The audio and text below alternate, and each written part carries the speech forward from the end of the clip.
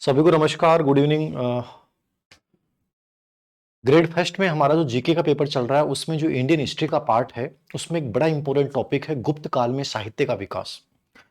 यद्यपि गुप्त काल के साहित्य को आप अपने नजर से पढ़ेंगे तो आपको बहुत समय लगेगा। मैं जो आपको पढ़ा रहा हूं ये जितने भी रेफरेंस किताबें हैं आज तक जितने भी आरपीएससी यूपीएससी हिस्ट्री सब्जेक्ट के हिसाब से जितने लिटरेचर के ऊपर प्रश्न आए हैं उन सब प्रश्नों का एनालिसिस करने के बाद और मुझे लगा कि ये चीजें आपको पता होनी चाहिए, मैं वही चीजें पढ़ा रहा हूं। एक भी चीज इसमें अनावश्यक नहीं है, याद रखना। और जो आप पढ़ रहे हैं वो बहुत है, इनफ है। चाहे तो इस वीडियो को अपन 2 या 3 घंटों में बना सकते हैं, लेकिन मेरे अकॉर्डिंग इसको देखने के बाद और इसमें एक माइंड में एक पैटर्न आप बनाने के बाद कि यहां से क्या चीजें आपको देखनी है, मैं कंप्लीट एनालिसिस करके मैंने इसको बनाया है। जहां से जो चीजें बहुत महत्वपूर्ण है मैं आपको बता जाऊंगा क्या प्रश्न आते हैं। मैंने जितने भी आरपीएससी के प्रश्न देखे तो उसमें जो प्रश्न पूछे गए बहुत डिटेल में डीपली अध्ययन करने की कोई आवश्यकता नहीं, यद्यपि मैंने वीडियो डीपली बना रहा हूं, बट फिर भी मैं आपको कहूंगा कि इसमें जो प्रश्न पूछे जाएंगे वो आपको विषय वस्तु के बारे में कदापि नहीं पूछा जाएगा। बहुत रेयर चांस में कोई विषय वस्तु पूछ सकता है। आपको अधिकतर जो प्रश्न पूछे जाएंगे वो आएंगे मिलान वाले, कि ये ग्रंथ का नाम दे दिया, लेखक का नाम दे दिया, ये किससे किसका ग्रंथ है, पहला प्रश्न। तो दूसरे टाइप का प्रश्न आपसे पूछ सकता है कि गुप्त काल की कौन सी रचना है या गुप्त काल की कौन सी रचना नहीं है। गुप्त काल में कालिदास ने कौन सा ग्रंथ नहीं लिखा है। गुप्त काल में ये रचना या ये कवि या ये लेखक थे या नहीं थे। ठीक है, तो लेखक, उनकी रचनाएं और जो कालिदास हैं स्पेशली उन पे बहुत ज्यादा प्रश्न पूछे गए हैं। और गुप्त काल में किस भाषा में जो है वो साहित्य का विकास हुआ है, ऐसे प्रश्न पूछे गए हैं। यद्यपि बेसिक में करवा रहा हूं लेकिन बेसिक पे प्रश्न नहीं आते हैं। सीधा आपको नाम और बुक्स का नाम ये आपको याद करना पड़ेगा, उसके बाद कोई दिक्कत नहीं है। कैसे कैसे प्रश्न आए मैं साथ के साथ बताता जाऊंगा। गुप्तकालीन साहित्य, गुप्तकालीन साहित्य को साहित्य के दृष्टिकोण से पुनर्जागरण कहते हैं। यद्यपि गुप्त काल को हम गोल्डन एज बोलते हैं, स्वर्ण काल बोलते हैं, लेकिन गोल्डन एज जो बोला जाता है गुप्त काल को हर दृष्टिकोण से कहा जाता है। चाहे वो साहित्य हो, चाहे कला हो, चाहे विज्ञान हो, चाहे वो सामाजिक धार्मिक, हर दृष्टिकोण से कहा जाता है। प्रशासनिक व्यवस्था है तो एक प्रकार से आर्थिक स्थिति है, हर दृष्टिकोण से गोल्डन काल तो कहा था के एम मुंशी ने। ये यहां पे आपसे प्रश्न नहीं पूछेगा। आप तनाव में मत आ जाना कि आप वीडियो देखेंगे आपको लगेगा सर आपने तो पढ़ा है, ये पढ़ने की आवश्यकता नहीं है। ये आपसे नहीं पूछेगा, आपसे केवल साहित्य कला कला और स्थापत्य जानना है, बाकी जानना ही नहीं है आपको। क्या अप्रोच क्या होता है एग्जाम का वो समझना है, सटीक दिशा में आपको पढ़ना है। तो के एम मुंशी ने गुप्त काल को श्रवण काल कहा था, लेकिन यहां पे जो प्रश्न पूछ सकता है पुनर्जागरण काल किसने कहा था। पुनर्जागरण काल जो कहा जाता है वो साहित्य के हिसाब से कहा जाता है। और गुप्त काल को साहित्य का पुनर्जागरण किसने कहा था, मैक्स मुलर ने।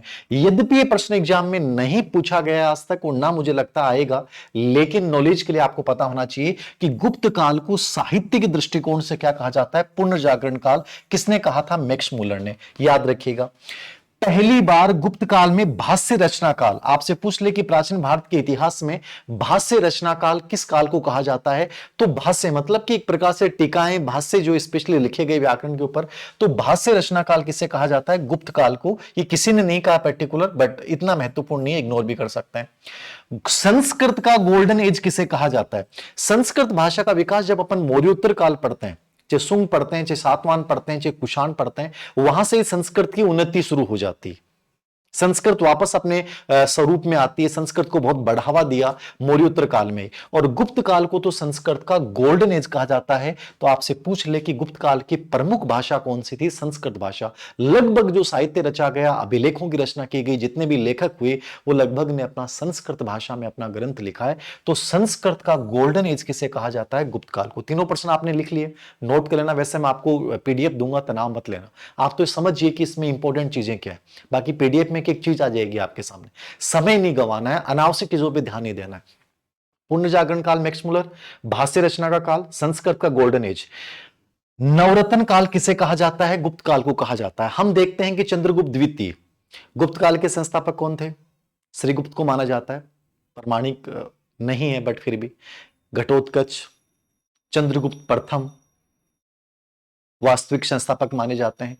फिर समुद्रगुप्त, समुद्रगुप्त के बाद कहते हैं कि रामगुप्त बना, बट चंद्रगुप्त द्वितीय ने रामगुप्त को हत्या करके और विवाह करके देवी के साथ, ठीक है ना, ध्रुव देवी के साथ, और ये गुप्त वंश के शासक बने। तो चंद्रगुप्त द्वितीय का जो समय माना जाता है वो गुप्त काल के साहित्य के दृष्टिकोण से बहुत उन्नति का काल, क्योंकि इस समय कालिदास हुए, इस समय अमर सिंह हुए, इस समय वराहमिहिर हुए। मतलब ये जो नौ रत्न है ना, ये आपसे पूछेगा नहीं, यहां पे एक नॉलेज की बात बता रहा हूं। अमर सिंह जिन्होंने अमरकोश लिखा, धनवंतरी जो आयुर्वेद के प्रसिद्ध विद्वान थे, हरिसेन जिन्होंने पर्याय प्रशस्ति, समुद्रगुप्त का लिखा लेकिन समय इनके थे, कालिदास भारत का शेक्सपियर, छप्पनक, वेताल भट्ट जिसको आप विक्रम बेताल की कहानियां आप सुनते हैं, वराहमिहिर जो खगोल विज्ञान ज्योतिष, शंकु जो वास्तुकार, और वर रुचि जो व्याकरण के बड़े नॉलेज वाले थे। तो नवरत्न काल किसे कहा जाता है? गुप्त काल को अमर सिंह, धनवंतरी, हरिसेन, कालिदास, छप्पनक, वेताल भट्ट, वराहमिहिर, शंकु और वर रुचि। तो ये नवरत्नों का काल किसे कहा गया है? गुप्त काल को। बहुत सिंपल ही याद करना है, ये प्रश्न एग्जाम में पूछेगा नहीं, लेकिन फिर भी मैं आपसे अपेक्षा करता हूं कि आपको पता होना चाहिए। ये नवरत्न अमर सिंह, धनवंतरी, हरिसेन, कालिदास, छप्पनक, वेताल भट्ट, वराहमिहिर, शंकु और वररुचि, ये किसके समय थे? चंद्रगुप्त द्वितीय के समय। किसके समय में थे? चंद्रगुप्त द्वितीय के समय। तो चंद्रगुप्त सेकंड के समय ये जो है वो नवरत्न थे। इससे आप अनुमान लगा सकते हैं गुप्त काल में साहित्य का विकास कैसा हुआ होगा। अब हम रचनाओं की बात करेंगे, एक एक चीजों की बात करेंगे। एक बेसिकली, यद्यपि ये इतना महत्वपूर्ण नहीं है बट फिर भी आपको पता होना चाहिए, गुप्त काल में स्मृतियों की रचना हुई। कौन कौन सी 4 स्मृतियां? पुराणों का वर्तमान स्वरूप कौन से काल में निर्धारित हुआ? गुप्त काल में। रामायण और महाभारत की जो वर्तमान स्वरूप आप जिसे देखते हैं, महाभारत का पहले नाम जय संहिता, ठीक है, फिर कितने श्लोक बढ़े, वो सब चीजें नहीं देखनी आपको। आपको देखना है कि रामायण और महाभारत का वर्तमान स्वरूप का निर्धारण किस काल में हो? गुप्त काल में। तो ये एक जहन में आपके होना चाहिए। तो ये हल्का सा आप इस चीज को लिखेंगे, हल्की सी चीज को लिखेंगे कि स्मृति ग्रंथों की रचना हुई इस समय। नारद स्मृति, बृहस्पति स्मृति, पाराशर स्मृति और कात्यायन स्मृति, ठीक है ना। कात्यायन का जो संबंध था वो आर्थिक मामलों से था, बाकी के सभी का विधि विषयक ग्रंथ थे। ये नहीं पूछेगा कौन सी 4 स्मृतियां थी। यद्यपि अभी तक मेरे सामने ऐसे प्रश्न आए नहीं हैं जीके वाले पेपर के हिसाब से कि इन पे प्रश्न पूछे, लेकिन फिर भी आप याद रखिएगा, नोट डाल के लिखें। गुप्त काल में स्मृतियों की रचना हुई। ये पद्य में होती है स्मृति, याद रखना। इसमें नियम, विनियम, विधि, इन सब का उल्लेख मिलता है। तो नियम और कानूनों का उल्लेख जिसमें मिलता है वो स्मृतियां होती हैं। तो 4 स्मृतियों के नाम आपको याद रखने हैं। पाराशर स्मृति, नारद स्मृति, बृहस्पति स्मृति और कात्यायन स्मृति। कात्यायन जो स्मृति है उसका संबंध आर्थिक मामलों से होता है, बाकी सब विधि, नियम, कानून इनसे उल्लेख करता है, ठीक है। तो इन चारों के नाम देख लेना, इतना नहीं पूछेगा कौन से किसका क्या संबंध है, इतना लेवल नहीं आएगा, कभी नहीं आने वाला। आप तो सिर्फ 4 नाम याद रखना, नारद, बृहस्पति, पाराशर, कात्यायन और आर्थिक स्मृति, ठीक है। पुराणों का वर्तमान स्वरूप, पुराणों का वर्तमान स्वरूप किस काल में निर्धारित हुआ? तो पुराणों का वर्तमान स्वरूप किस काल में निर्धारित हुआ? गुप्त काल में। महाभारत और रामायण की वर्तमान स्वरूप की जो रचना है, ठीक है ना, रामायण के वर्तमान जो आपके जितने भी कांड आप पढ़ते हैं वो वर्तमान स्वरूप, महाभारत के जो जितने भी पर्व आप 18 पर्व पढ़ते हैं वो सब वर्तमान स्वरूप की रचना हुई। वो कहां पे हुई है? गुप्त काल में हुई, ठीक है ना। तो वर्तमान स्वरूप की रचना गुप्त काल में, ये लिख लीजिएगा। वर्तमान स्वरूप की रचना कहां पे हुई है? गुप्त काल में, यानी 4वीं शताब्दी ईस्वी में इनका वर्तमान स्वरूप जो है वो निर्धारित किया गया। तो महाभारत और रामायण का वर्तमान स्वरूप गुप्त काल में निर्धारित हुआ। स्मृतियां नारद, बृहस्पति, पाराशर, कात्यायन, पुराणों का वर्तमान स्वरूप कहाँ निर्धारित हुआ? गुप्त काल में। तो ये हल्का सा याद रखना, बहुत ज्यादा दिमाग में लगाना, इनके बारे में नहीं जानना क्या क्या, इतना पढ़ोगे तो पता नहीं कितनी सारी चीजें हैं जो पढ़ते जाओ, फिर कोई मतलब नहीं।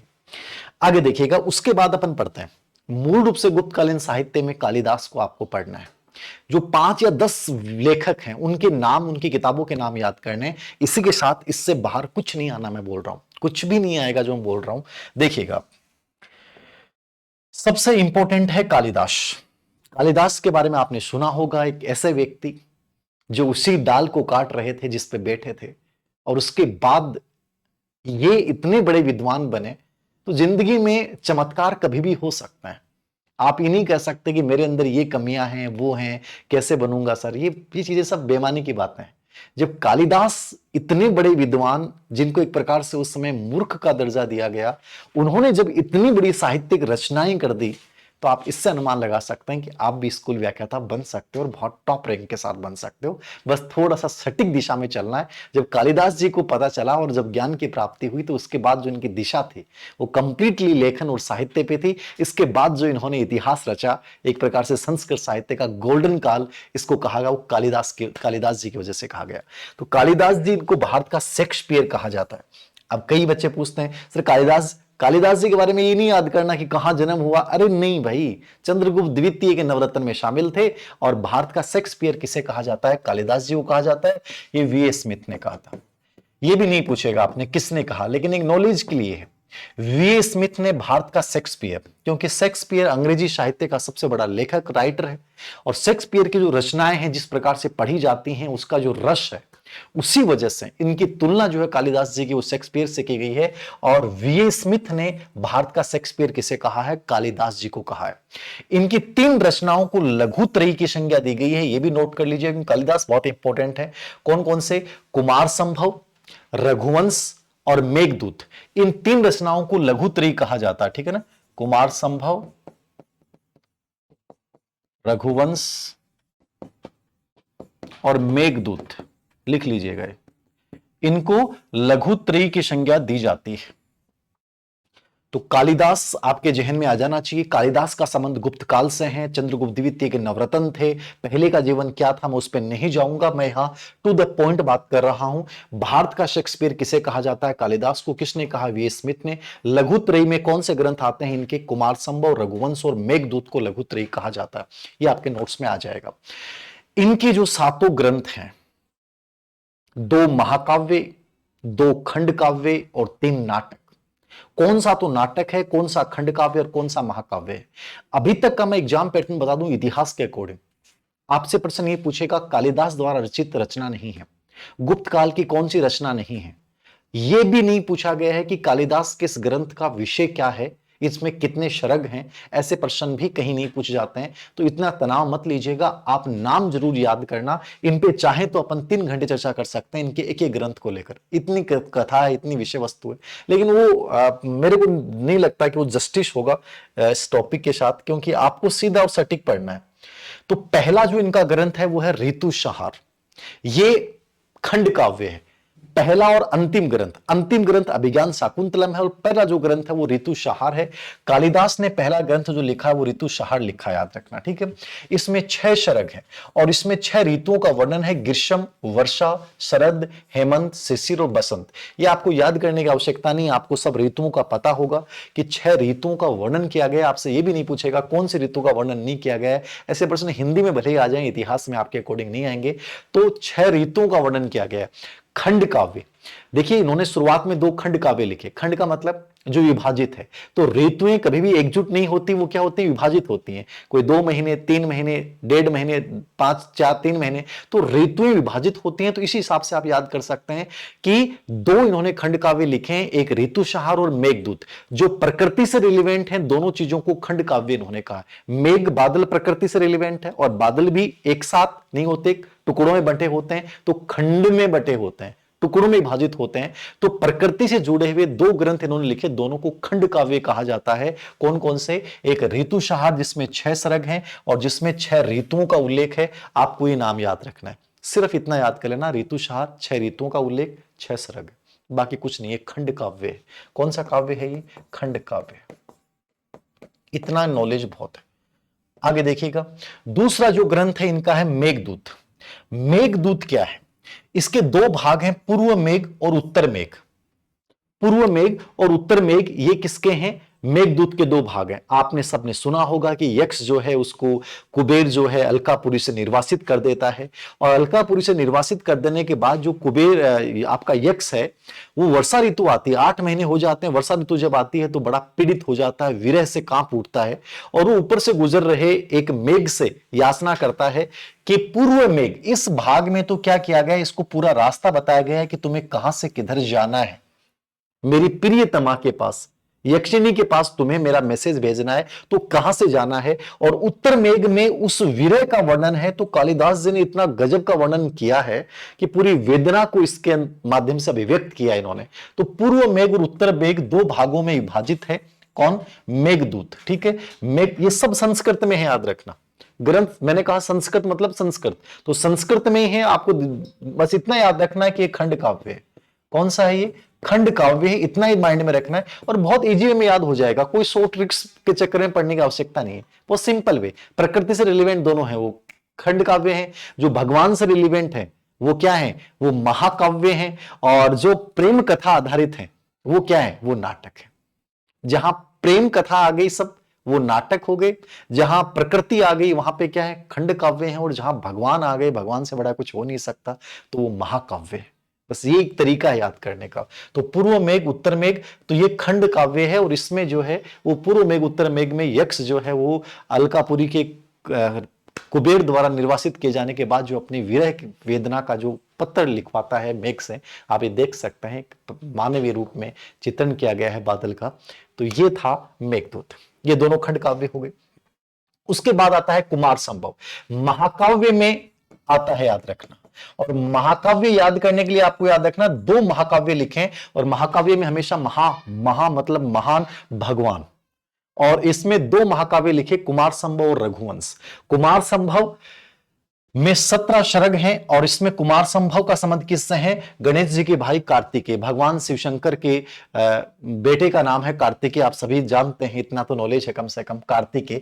तो कार्तिकेय की कहानी है इसके अंतर्गत। और इस कार्तिकेय की कहानी में इन्होंने क्या किया है, कालिदास जी ने शिव और जो आपका एक प्रकार से द्रौपदी पार्वती जी हैं, उनका जो है वो प्रेम रास का वर्णन किया इन्होंने। और इस वजह से एक साहित्यकार है मम्मट, मम्मट ने इनकी आलोचना की है कि ये शिव और जो पार्वती है उसका ये रास प्रेम का वर्णन इन्होंने अच्छा नहीं किया, गलत किया है। इस बात पर आलोचना की है। लेकिन ये आपसे एग्जाम में नहीं पूछेगा कि मम्मट ने इसकी आलोचना किस बात को लेकर की है, कि शिव पार्वती के जो रास का वर्णन, प्रेम का जो वर्णन किया है, उसको लेकर आलोचना की है। आप इतना याद रखना, कुमार संभव के 17 शरग हैं, महाकाव्य हैं। कार्तिकेय की पूरी जीवन कथा इसके अंतर्गत मिलती है, संस्कृत के अंतर्गत। अगला ग्रंथ है रघुवंश। रघुवंश में 19 शरग हैं। ठीक है, सभी रसों का प्रयोग। ये प्रश्न आपसे पूछ सकता है कि ऐसा कौन सा महाकाव्य है जिसमें सब जितने भी रस हैं वो सभी का प्रयोग कर दिया। इसलिए इनकी नाम भी दिया गया, इनको रस सिद्ध कवीश्वर। कालिदास को क्या कहा गया? रस सिद्ध कवीश्वर कहा गया। क्यों कहा गया? क्योंकि इसमें सभी जितने भी रस होते हैं उन सब का प्रयोग रघुवंश में इन्होंने कर दिया है। और रघुवंश में जो है वो कितने शरग हैं? 19 शरग हैं। 40 राजाओं का वर्णन। 40 राजा कौन से? जो इक्ष्वाकु वंश है, राजा दिलीप से लेके अग्निवर्ण तक का पूरा वर्णन किया गया। भगवान राम वंश को तो आप जानते हैं, तो इक्ष्वाकु वंश के 40 राजाओं का वर्णन किया गया है। राजा दिलीप से लेके अग्निवर्ण तक के इतिहास का पूरा उल्लेख किया गया है। इसमें सभी रसों का प्रयोग किया गया है रघुवंश में। 19 शरग है, महाकाव्य है, इसलिए रस सिद्ध कवीश्वर इनको कहा गया है। 40 राजाओं का उल्लेख है इक्ष्वाकु वंश। ये दोनों महाकाव्य हो गए। अब शुरू होते हैं नाटक। नाटक में मैंने कहा नाटक का मतलब जहां प्रेम का वर्णन है। ठीक है, तो पहला नाटक लिखा इन्होंने मालविका अग्निमित्रम। तो मालविका जो अग्निमित्रम नाटक है, आप देख रहे हैं बड़ी सुंदर से एक प्रतिकृति है। तो ये मालविका है, मालव देश की। और अग्निमित्र जो इतिहास में आप सुंग वंश पढ़ते हैं, तो वहां हम अग्निमित्र पढ़ते हैं, पुष्यमित्र सुंग के बाद जो है। तो अग्निमित्र और मालविका की प्रेम कहानी का उल्लेख है। किसका उल्लेख है? प्रेम कहानी का उल्लेख है। कितने अंक हैं इसमें? 5 अंक है। अब आपको ये नहीं जानना कि सर इंटरेस्ट पैदा हो जाए, सर बता दो ना थोड़ा सा प्रेम कहानी, नहीं, ठीक है ना। मैं एक कहानी पे चर्चा करूंगा तो बड़ा इंटरेस्ट आता है इन चीजों में, लेकिन मैं यहां वही चीज जो हमें जरूरी है जानना उसी की चर्चा कर रहा हूं। तो मालविका अग्निमित्रम, मालविका और अग्निमित्र की प्रेम कहानी का उल्लेख है। 5 अंकों का नाटक है। अगला है विक्रम उर्वशी। ये भी मैंने कहा कि नाटक है, मतलब प्रेम कहानी है। राजा पुरुरवा और उर्वशी की प्रेम कहानी, किस प्रकार मिलते हैं, फिर विरह, मिलना, बिछड़ना, ये सब चीजें जो हैं वो पूरा उल्लेख किया गया है। तो विक्रम उर्वशी, ठीक है, ये उर्वशी है, ये पुरुरवा है, और ये जा रही है। और आप सोच सकते हैं उर्वशी देवलोक से, तो उस समय की जो प्रेम कहानी इनकी राजा पुरुरवा उर्वशी की, आप तो इतना याद रखना, विक्रम उर्वशी एक नाटक है, कालिदास जी ने लिखा है, और 5 अंक है। अंतिम जो इनकी रचना है वो है सर्वश्रेष्ठ और अंतिम रचना, उसको माना गया है अभिज्ञान शाकुंतलम, जिसके 7 अंक हैं। और ये राजा दुष्यंत और शकुंतला की प्रेम कहानी, कि किस प्रकार दुष्यंत जो है वो जंगल में जाते हैं, शकुंतला से मिलते हैं, फिर उनको प्रेम हो जाता है और फिर उसके बाद वो दुर्वासा ऋषि के श्राप के कारण शकुंतला के जो प्रेम है उसको दुष्यंत भूल जाते हैं। वो अंगूठी जो है उसकी गुम जाती है, फिर वो किस प्रकार से जाती है, उसका कैसा अपमान होता है, फिर वो अंगूठी जो है वो मछली को जब वो काटता है तब पता चलता है। वो पूरी प्रेम कहानी आपने सुनी होगी। इस पे साउथ इंडिया की एक मूवी भी आई है, वो भी आप देख सकते हैं। साउथ इंडिया की एक मूवी है उस पे, इसके अभिज्ञान शाकुंतलम के ऊपर, तो वो साउथ इंडिया का अभी जस्ट ही आई थी, साल भर पहले आई थी। और वो हीरोइन देखो मेरे जहन से निकल रहा है, अच्छी मूवी थी, मैंने देखी थी वो मूवी। मतलब एक प्रकार से इस कहानी को याद करने का एक तरीका है, बहुत सी चली तो नहीं, बट अभिज्ञान शाकुंतलम के 7 अंक है। गेटे ने इसकी, जर्मन कवि गेटे ने इसकी बहुत प्रशंसा की और लिखा है। इसको आप लिखना चाहें तो लिख सकते हैं। जर्मन कवि गेटे ने इसकी प्रशंसा में क्या लिखा है वो आप इसको लिख सकता है ना। जर्मन कवि गेटे, जर्मन कवि गेटे ने इसकी प्रशंसा में क्या लिखा है वो थोड़ा सा लिख लीजिएगा आप। ये लाइन ठीक लगी मुझे, क्या पता पूछ ले, ऐसा तो नहीं पूछेगा बट फिर भी। यदि तुम यौवन बसंत का पुष्प सौरभ, यदि तुम यौवन बसंत का पुष्प सौरभ और सौरभ पृथ्वी को एक नाम के अंतर्गत देखना चाहते हो, तुम पूरे यौवन बसंत के पुष्प सौरभ को देखना चाहते हो और पृथ्वी और सौरभ दोनों को एक साथ देखना चाहते हो, तो तुम्हें शकुंतला पढ़ने को कहूंगा। अपने आप याद रह जाएगा कि मतलब तुम्हें धरती और जन्नत दोनों चीजों को, पृथ्वी और सौरभ को, दोनों को देखना है और बसंत के पूरे पुष्प सौरभ को देखना है, तो तुम शकुंतला को पढ़ लेना, तुम्हें पूरा फील आ जाएगा। और शकुंतला की जो कहानी है वो वास्तव में वो पेड़ पौधे, वो पक्षी, वो पुष्प, वो सब चीजें पूरी अलग ही आपको एक अलग जगह प्रकृति के बीच ले जाती है। तो ये देख लीजिएगा, कालिदास एक बेहतरीन कवि हैं, बेहतरीन लेखक, साहित्यकार, गुप्त काल में सबसे इंपॉर्टेंट रचनाएं इनकी है। उसके बाद मर्च शूद्रक आते हैं। शूद्रक की रचना है मर्चकटिकम, ठीक है ना, मिट्टी की खिलौना गाड़ी। मर्चकटिकम का मतलब क्या होता है, मिट्टी की खिलौना गाड़ी, ये लिख लीजिएगा, मिट्टी की खिलौना गाड़ी मर्चकटिकम का शाब्दिक अर्थ है। और शूद्रक जो है वो गुप्त काल में हुए हैं। यद्यपि कहा जाता है कि ये किसी एक दक्षिणी भारत में कोई एक राज्य था, उसके राजा थे, बट आपको इस पे नहीं जाना है। आपको ये याद रखना है मर्चकटिकम गुप्त काल की रचना है और संस्कृत में लिखी है। और किसने लिखी है ये आपके इसने शूद्रक ने लिखी है। किसने लिखी है, तो महाकवि शूद्रक द्वारा जो है इसको लिखा गया है। तो शूद्रक ने इस रचना को लिखा है, तो ये जरूर याद रखना, गुप्त काल की रचना है। और इसमें पाटलिपुत्र उज्जैनी की कहानी है पूरी, ठीक है ना। ये जो वसंत सेना थी ना, ये तो थी उज्जैनी की, और चारुदत्त जो है ब्राह्मण व्यापारी है। तो इन दोनों के बीच की कहानी है। और मतलब उस समय के तत्कालीन समाज के भ्रष्टाचार को भी उजागर किया गया है। भारतीय न्यायालय में हिस्ट्री का एक पेपर देख रहा था नेट का, उसमें प्रश्न आया था कि भारतीय न्यायालय की जो व्यवस्था है उसका उल्लेख किस ग्रंथ में किया गया है, तो शूद्रक के मर्चकटिकम में भारत के न्यायालय का उल्लेख किया गया है। मर्चकटिकम में भारत की जो न्याय व्यवस्था है उसके बारे में इसमें बताया गया है। तो उज्जैनी और पाटलिपुत्र, ठीक है ना, तो उज्जैनी पाटलिपुत्र इसका केंद्र है, स्पेशली उज्जैनी इसका मूल केंद्र है। वसंत सेना और चारुदत्त की कहानी है इसमें। और इसका इंग्लिश वर्जन किया था the little clay cart. The little clay cart ये डब्ल्यू राइडर ने किया था 1905 में। ये नहीं पूछेगा आपसे, नॉलेज के लिए बात है।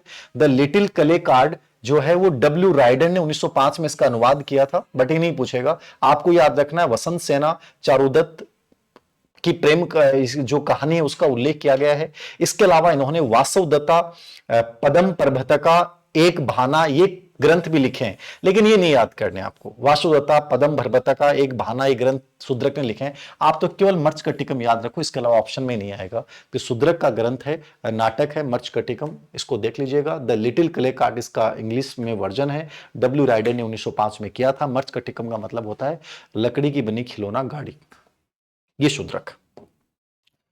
इसके अलावा अन्य इतिहासकार, साहित्यकार, भट्टी, सिर्फ नाम इतने महत्वपूर्ण नहीं है, भट्टी के ऊपर बहुत कम चांसेस आने के, फिर भी याद रखना।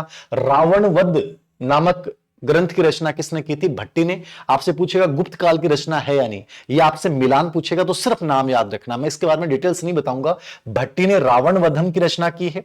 भर्तहरि, जो अपने नीति शतक के लिए जान जाते हैं एक प्रकार से। तो नीति शतक, वैराग्य शतक और श्रृंगार शतक की रचना किसने की थी? भर्तृहरि ने। इनकी रचना भी गुप्तकालीन मानी जाती है। भर्तृहरि की नीति शतक, वैराग्य शतक और श्रृंगार शतक। भट्टी ने क्या लिखा है? रावण वध लिखा है। माघ जो है उन्होंने शिशुपाल वध लिखा, लेकिन माघ को लेकर क्योंकि इनका 7वीं शताब्दी समय माना गया है तो ये थोड़ा सा कंफ्यूजन माना जाता है। कुछ किताबों में इसका उल्लेख है, कुछ का नहीं है, फिर भी आप जहन में रखिएगा। तो भट्टी ने रावण वधम, भर्तृहरि ने नीति शतक, वैराग्य शतक, श्रृंगार शतक। इनको थोड़ा सा फास्टली करवा देता हूं मैं। भास ने स्वपन, ये याद रखना, ये इंपॉर्टेंट है। भास का जो ग्रंथ है वो क्या है? स्वपन वासुदत्ता, ठीक है ना। 6 अंक का नाटक है स्वपन वासुदत्ता। ये प्रेम कहानी का उल्लेख है पूरा का पूरा। आप इतना याद रखना कि स्वपन वासुदत्ता एक नाटक है, वो किसने लिखा है? भास ने। केवल गुप्तकालीन रचना है। इसके अलावा इन्होंने प्रतिज्ञा युगांध्रा यनम ये नाटक भी लिखा है। ये इंपॉर्टेंट नहीं है, लेकिन आपको लगता है कि सर मुझे रिस्क नहीं लेना, मेरे स्ट्रीम में पूरे के पूरे प्रश्न आने चाहिए, तो आप इसको भी देख सकते हैं। बाकी भास की रचना स्वपन वासुदत्ता इंपॉर्टेंट है, 6 अंक का नाटक है। प्रतिज्ञा युगांध्रा यनम भी इन्होंने लिखा था, बट मैं ये सजेस्ट नहीं करूंगा, आप ये कर लेना। दंडी भी गुप्त काल के हैं और इन्होंने 2 ग्रंथ लिखे हैं, 10 कुमार चरितम और काव्य दर्शन, ठीक है ना। इसमें 10 कुमारों की कहानी है पूरी की पूरी। बट आप इतना याद रखें कि 10 कुमार चरित जो है वो ग्रंथ किसने लिखा है? दंडी। गुप्त काल की 2 रचनाएं दंडी ने लिखी हैं, बट इंपॉर्टेंट 10 कुमार चरित है और दूसरा इनका काव्य दर्शन है। दंडी के 2 ग्रंथ हैं, 10 कुमार चरित और काव्य दर्शन। इसके अलावा कामंदक का नीतिसार, ये इंपॉर्टेंट है। पिछली आरपीएससी की जो भर्ती थी उसमें आपके प्रश्न पूछा था कि गुप्त काल की रचना कौन सी नहीं है, उसमें कामंदक का नीतिसार ऑप्शन में था। तो आपको पता होना चाहिए कि कामंदक का नीतिसार गुप्तकालीन रचना है। ये एक प्रकार से कौटिल्य ने जो अर्थशास्त्र लिखा है उसका संक्षिप्तीकरण है। कामंदक का नीतिसार क्या है? कौटिल्य के अर्थशास्त्र का संक्षिप्तीकरण है। बस आप इतना याद रखें, कामंदक ने कौन सा लिखा? नीतिसार गुप्तकालीन रचना है। एक भामह हुए हैं, इन्होंने अलंकार शास्त्र काव्य लिखा है, इंपॉर्टेंट नहीं है, छोड़ सकते हैं। भामह ने क्या लिखा है? अलंकार शास्त्र। बहुत डीपली पढ़ना चाहते हैं तो पढ़ लेना इसको। भरत मुनि ने नाट्य शास्त्र लिखा है, गुप्तकालीन रचना मान जाती है, यह भी इंपॉर्टेंट नहीं है। भरत मुनि का नाट्य शास्त्र, भामा का अलंकार शास्त्र, लेकिन आप पढ़ लेना। व्यास ने व्यास भाष्य लिखा है योग दर्शन के ऊपर, यह भी महत्वपूर्ण नहीं है, मुझे नहीं लगता इन तीनों पे प्रश्न आएगा कामंदक के नीतिसार को छोड़ के। व्यास ने व्यास भाष्य लिखा है योग दर्शन पे, भरत मुनि ने नाट्य शास्त्र लिखा है, भामा ने अलंकार शास्त्र लिखा है, बट इसमें काम की जो रचना है वो कामंदक की नीतिसार। उसके बाद भारवी आते हैं और भारवी अपने अर्थ गौरव के लिए प्रसिद्ध हैं। जैसे कालिदास जो हैं वो अपनी उपमाओं के लिए प्रसिद्ध हैं। कालिदास किसके लिए प्रसिद्ध हैं? उपमाओं के गौरव के लिए। और भारवी किसके लिए हैं? अर्थ गौरव के लिए। और माघ जो है वो तीनों के लिए, अर्थ, गौरव, उपमा, क्रिया, ठीक है। तो ये देख लेना आप, लिखा है भारवी का अर्थ गौरव के लिए प्रसिद्ध है। इनकी रचना पूछेगा आपसे, किराता जोनियम। किराता जोनियम आपने पढ़ा भी होगा, महाभारत हमने देखी है, उस समय हमने देखा होगा कि भगवान शिव जो है वो अर्जुन के साथ जो है वो किरात का वेश धारण करके, ठीक है ना, किरात, ठीक है ना, तो किरात का वेश धारण करके जो आते हैं और अर्जुन उनको पहचान नहीं पाते हैं, उनके साथ युद्ध होता है, उसका पूरा उल्लेख किया गया है। तो किराता जोनियम क्या है? इनका प्रसिद्ध ग्रंथ है। किराता जोनियम किसने लिखा है? भारवी ने लिखा है। ये भगवान शिवशंकर और ये अर्जुन है और श्री कृष्ण जी हैं। तो आपने महाभारत में देखा होगा किरात के वेश में, ताकि वो पहचान ना पाए और उसके बाद जो है वो युद्ध होता है दोनों का। इसके अलावा अभी मैंने नेट का पेपर देखा था, उसमें ये ग्रंथ के नाम भी थे कि भारवी ने कौन सा ग्रंथ नहीं लिखा है, तो महावीर चरित भी इन्होंने लिखा है, बट आपके नहीं आना चाहिए फर्स्ट पेपर में, लेकिन हिस्ट्री में आया हुआ है। उत्तर रामचरित और मालती माधव, ये 3 ग्रंथ भी भारवी के, लिखना चाहो तो लिख लेना। बाकी आपसे केवल किराता जूनियम पूछ सकता है, कि इंपॉर्टेंट, सिर्फ इंपॉर्टेंट पूछेगा। महावीर चरित भी भारवी ने लिखा है, उत्तर रामचरित भी भारवी ने लिखा, और मालती माधव भी भारवी ने लिखा है। मैं आपको ईमानदारी से बताऊं कि इनको कई बार क्या होता है कि बहुत ज्यादा डीपली पढ़ लेते हैं, प्रश्न नहीं आता है। कई बार क्या होता है ऊपर ऊपर का पढ़ जाते हैं, प्रश्न आ जाते हैं। मैं यही सलाह दूंगा कि जो महत्वपूर्ण ग्रंथ है ना उनको जरूर देखना, उनको छोड़ के कहीं तुम सब कुछ के चक्कर में उनको मत भूल जाना। लगभग प्रश्न जो आता है बहुत इजी आता है, 2 नाम भी मिलान वाले प्रश्न होते हैं, 2 ग्रंथ भी याद हो गए ना तो आप उत्तर कर दोगे। तो ये भाई इतिहास में से हम लोगों ने तो उस टाइम पढ़े थे खूब सारे, लेकिन मैं आपके लिए इतना सजेस्ट नहीं करता। महावीर चरित्र, उत्तर रामचरित, तो मालती माधव, ये जो नॉन हिस्ट्री स्टूडेंट्स है उसके लिए मुश्किल हो जाता है इतने सारी किताबें याद करना। तो वो किराता जूनियम जरूर याद रखें संस्कृत में। उसके बाद विशाख दत्त गुप्त काल के हैं। ये किताब भी इंपॉर्टेंट है, ये पूछी गई है आपके जो जीके वाले पेपर में है। मुद्रा राक्षस के लेखक कौन है? मुद्रा राक्षस गुप्त काल रचना। तो विशाख दत्त ने मुद्रा राक्षस नाटक को लिखा है, ठीक है। इसमें जो चंद्रगुप्त मौर्य की कहानी है कि चाणक्य किस प्रकार से उनको बनाता है, बढ़ाता है, वो पूरी कहानी है। तो विशाख दत्त की मुद्रा राक्षस, इसको देख लीजिएगा ना, विशाख दत्त की मुद्रा राक्षस। विशाख दत्त का मुद्रा राक्षस देख लेना, इंपॉर्टेंट है, मतलब ठीक है, ये अच्छी कहानी है। और एक इसका जो देवी चंद्रगुप्तम है वो नाटक, दोनों याद रखना, ये इंपॉर्टेंट मानता हूं। मुद्रा राक्षस चंद्रगुप्त मौर्य के उत्थान की कहानी, किस प्रकार से वो उत्थान होके और भारत का पहला केंद्रीय साम्राज्य बनता है मुद्रा राक्षस, ठीक है। ये नाटक है मुद्रा राक्षस संस्कृत में। और एक इसका देवी चंद्रगुप्तम, ये देवी चंद्रगुप्तम जो कहानी आपने पढ़ी होगी देवी चंद्रगुप्तम की, समुद्रगुप्त के बाद जो है वो रामगुप्त शासक बनता है। और उस समय शक शासकों का आक्रमण होता है और शक शासक उसको बंदी बना लेते हैं। रामगुप्त अपनी जो पत्नी है ध्रुव देवी, उसको कहता है कि मैं दे दूंगा, मुझे छोड़ दें। जब इस बात का पता चंद्रगुप्त द्वितीय को पड़ता है तो वो भेष धारण करके और ध्रुव देवी को छुड़ा लाता है। वही ध्रुव देवी देवी है, याद रखना। और रामगुप्त की जो है हत्या करके बाद में शासक बनता है और ध्रुव देवी के साथ विवाह कर लेता है। ये कहानी है इस पूरी देवी चंद्रगुप्तम नाटक में। तो देवी चंद्रगुप्तम नाटक भी किसने लिखा था? विशाख दत्त की दो रचनाएं, मुद्रा राक्षस और देवी चंद्रगुप्तम, ये दोनों नोट करना इंपॉर्टेंट है। वात्सायन का कामसूत्र, कामसूत्र आप जानते हैं बहुत प्रसिद्ध रचना है, बहुत सारी मूवीज इसके ऊपर बनी हैं। तो उस समय के दर्शन के हिसाब से आप सोचिए कि उस समय सेक्सुअल एस्पायरे, मतलब सेक्सुअल टॉपिक के ऊपर इतनी बड़ी बात करना, इतना बड़ा ग्रंथ लिखना, ये बहुत बड़ी बात थी और ये बहुत लोकप्रिय ग्रंथ माना जाता। तो कामसूत्र किसने लिखा है? वात्सायन ने लिखा है, याद रखना। इसमें कामसूत्र की जितनी भी गतिविधियां, क्रियाएं, उन सब पे बताया गया है। एक न्यायसूत्र भाष्य भी इन्होंने लिखा था, बट ये इंपॉर्टेंट नहीं है। आप तो इतना याद रखना, वात्सायन गुप्त काल के हैं, कामसूत्र इन्होंने लिखा है। और दूसरा इन्होंने न्यायसूत्र भाष्य लिखा है, गौतम के न्यायसूत्र है, बट ये प्रश्न नहीं आता है। आप वात्सायन का कामसूत्र जरूर याद रखना, न्यायसूत्र भाष्य याद रखो तो बहुत बढ़िया बात है। अमरकोश, अमरकोश जो गुप्त का चंद्रगुप्त द्वितीय के नवरत्न थे, उन्होंने संस्कृत में लिखा है अमरकोश। ये व्याकरण का ग्रंथ है, याद रखना। अमरकोश क्या है? व्याकरण का ग्रंथ है, अमर सिंह ने लिखा है। और इसका एक नाम है लिंग अनुशासन। ये प्रश्न एग्जाम में आया हुआ है, लिंग अनुशासन किस ग्रंथ का उपनाम है? तो लिंग अनुशासन अमर। बस मेरे से पढ़ने का तात्पर्य यही है भाई, मैटर दुनिया भर का उपलब्ध है। आप कोई भी नेट पे भी सर्च करोगे तो दुनिया भर का मैटर मिल जाएगा। मैटर मिलना इंपॉर्टेंट नहीं है, संग्रहित करना इंपॉर्टेंट नहीं है, नोट्स रखना इंपॉर्टेंट नहीं है। आपको यह पता चल जाना चाहिए कि चैप्टर पढ़ने के बाद कि सर ये चीज बड़ी इंपॉर्टेंट है, यहां से ये प्रश्न आता है, इसका मतलब फायदा है, वरना कोई फायदा नहीं। सिलेक्शन इस पर डिपेंड करता है। महत्वपूर्ण चीज ये है। तो आपको ये समझना पड़ेगा कि प्रश्न क्या आते हैं। तो अमरकोश अमर सिंह ने लिखा है, इंपॉर्टेंट है। इसका नाम लिंग अनुशासन है, एग्जाम में आ गया, मतलब आपके दिमाग में होना चाहिए। इसको त्रिकांड भी कहते हैं क्योंकि इसके 3 भाग हैं, बट ये लिंग अनुशासन नाम किसका, याद रखना। और इसके जो टीकाकार हैं वो इक्सीर स्वामी भट्ट हैं, इक्सीर स्वामी भट्ट हैं। तो क्षीर स्वामी भट्ट, इक्सीर स्वामी भट्ट जो हैं वो इसके टीकाकार हैं। ये थोड़ा सा देख लीजिएगा, ये इंपॉर्टेंट नहीं है बट इतना, बट लिंग अनुशासन इसका उपनाम है। इसके अलावा अन्य संस्कृत ग्रंथों में चंद्र गोमिन हुए हैं, जिन्होंने चंद्र व्याकरण लिखा है, ये भी नोट कर लेना। चंद्र व्याकरण गुप्त काल की रचना है जो चंद्र गोमिन ने लिखी है। वररुचि चंद्रगुप्त द्वितीय के नवरत्न में शामिल थे। इन्होंने पत्र कौमुदी, विद्या सुंदर और प्रकृत प्रकाश, प्रकृत प्रकाश, ये 3 ग्रंथ लिखे हैं। किसने? वररुचि, जो चंद्रगुप्त द्वितीय नवरत्न में थे। अमर सिंह भी नवरत्न थे, वररुचि भी नवरत्न है। चंद्र गोमिन अलग है, बंगाल के विद्वान थे। इन्होंने गुप्त काल में चंद्र व्याकरण लिखा है। वररुचि ने 3 ग्रंथ लिखे हैं, पत्र कौमुदी, विद्या सुंदर, प्रकृत प्रकाश। यद्यपि प्रश्न एग्जाम में नहीं आया वररुचि, फिर भी देख लेना। भट्टी ने रावण वध ग्रंथ लिखा है, इसमें संस्कृत व्याकरण रचना की चर्चा की गई है, इसलिए यहां मैंने व्याकरण में लिखा है इसको। भट्टी ने जो रावणवध ग्रंथ लिखा है, इसमें संस्कृत व्याकरण के नियमों की चर्चा की गई है। तो भट्टी का रावणवध, ठीक है, उस व्याकरण से भी जुड़ा हुआ है। और भर्तहरि की जो वाक्य पढ़िया है, वाक्य पढ़िया है भर्तहरि की, यह भी संस्कृत व्याकरण से जुड़ा हुआ ग्रंथ माना जाता है। सबसे इंपॉर्टेंट है अमरकोश, अमर सिंह ने लिखा। इसका दूसरा नाम लिंग अनुशासन है। चंद्र गोमिन ने चंद्र व्याकरण लिखा, भी गुप्तकालीन रचना है। वररुचि ने 3 ग्रंथ लिखे हैं, पत्र कौमुदी, विद्या सुंदर और प्रकृत प्रकाश।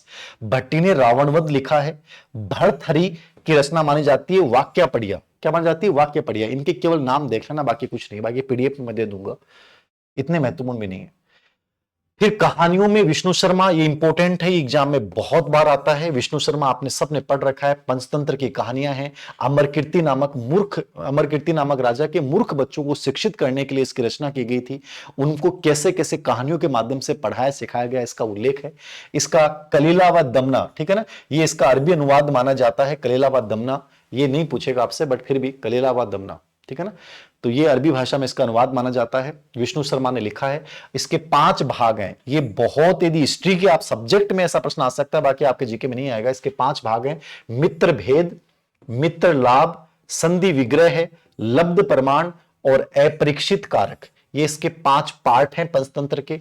और इसमें कहानियां हैं, और कहानियों के माध्यम से अमरकीर्ति के मूर्ख बच्चों को शिक्षित करने का, राजा अमरकीर्ति नामक राजा था, उसके मूर्ख बच्चों को शिक्षित करने का प्रयास किया पंडित विष्णु शर्मा ने। तो पंचतंत्र की कहानियां, कलीला व दमना, इसका अरबी भाषा में, इसका बहुत सी भाषा में अनुवाद हुआ, बट ये लोकप्रिय माना गया इसलिए अमरकीर्ति राजा के बच्चों को शिक्षित करने के लिए। इसके 5 भाग, मित्र भेद, मित्र लाभ, संधि विग्रह, लब्ध प्रमाण, अपरीक्षित कारक।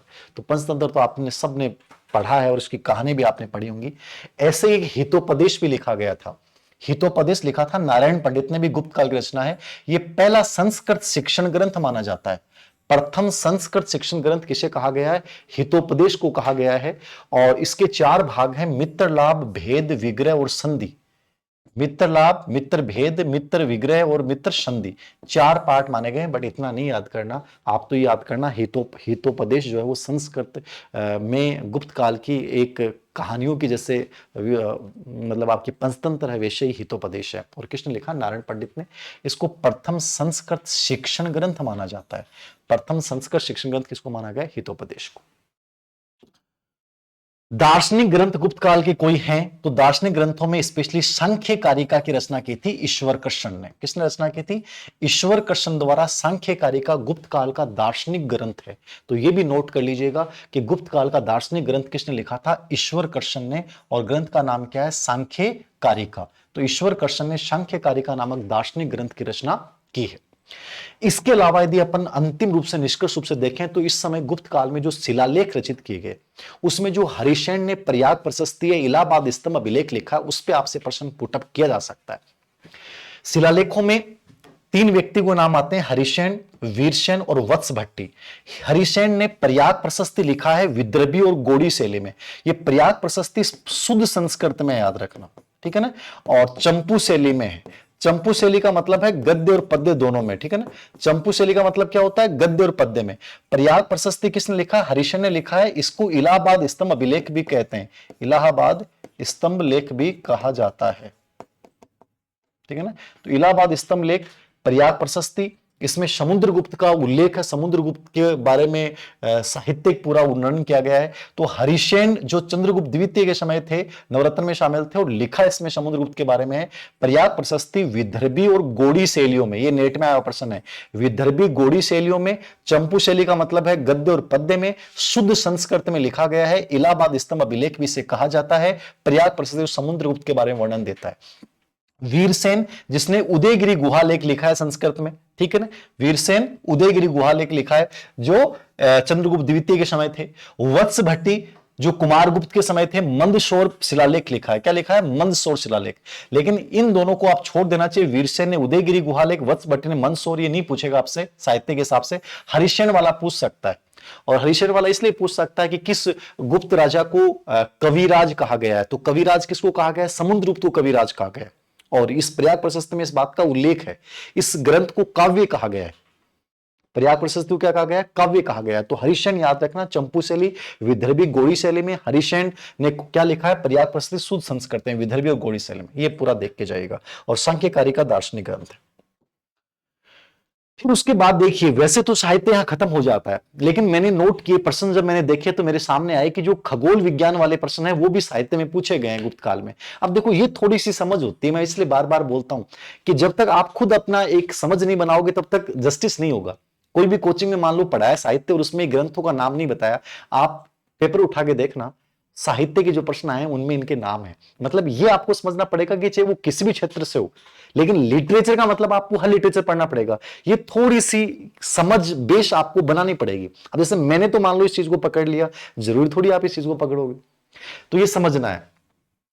खगोल विज्ञान, विज्ञान का जब अपन पढ़ते हैं गुप्त काल का, तो गुप्त काल में आर्यभट्ट सबसे बड़े विद्वान हुए, हम सब जानते हैं। और आर्यभट्ट ने कौन सा ग्रंथ लिखा था? आर्यभट्टियम लिखा है। क्या लिखा है?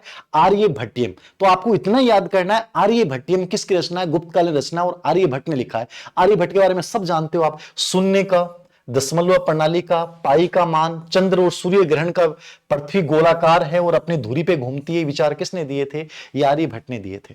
अब यदि गुप्त काल पूरा पढ़ रहे हो आप, इतिहास के अकॉर्डिंग पढ़ रहे हो, तो ये चीजें पढ़नी है, लेकिन यहां साहित्य के अकॉर्डिंग आपको इतना याद रखना है, आर्यभट्ट ने आर्यभट्टियम नामक ग्रंथ लिखा है, और इसके अंतर्गत पूरे खगोल विज्ञान संबंधी पूरी चीजें उन्होंने बताई हैं। और गणित के सिद्धांतों का इसमें उल्लेख किया गया आर्यभट्टियम में। शून्य का आविष्कार, दशमलव प्रणाली, पाई का मान, चंद्र और सूर्य ग्रहण, पृथ्वी गोलाकार अपनी धुरी पे घूमती, ये सब विचार किसके थे? आर्यभट्ट के। बट आप इतना याद रखना, आर्यभट्टियम साहित्य के अंतर्गत किसकी रचना है? आर्यभट्ट की।